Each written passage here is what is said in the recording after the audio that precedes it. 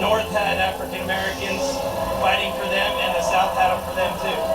So for people to spin it in that direction is just completely false.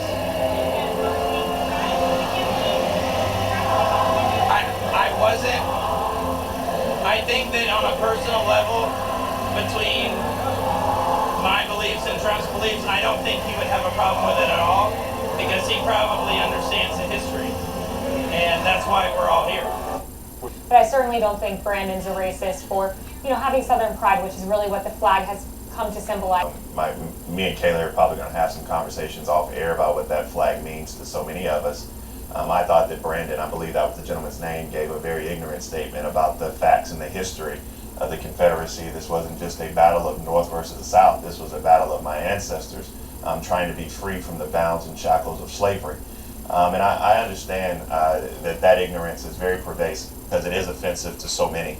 And so I would just hope that Brandon takes a moment to educate himself and attempt to empathize with others around him. But to answer your question directly, my hope is that we don't have to see that flag waved at public places like that, especially when Donald Trump's carrying the mantle of the Republican Party.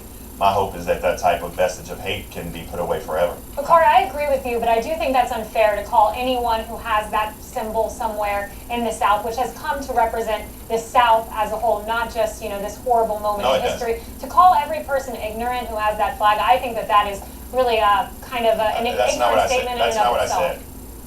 That's not what I said. I didn't call every person. I called Brandon ignorant for his quote-unquote history that he gave the American public about the history of the Confederacy, and the fact that the war was simply between the North and the South. That's not what that war was about. I think we all know that. So yes, that was ignorant.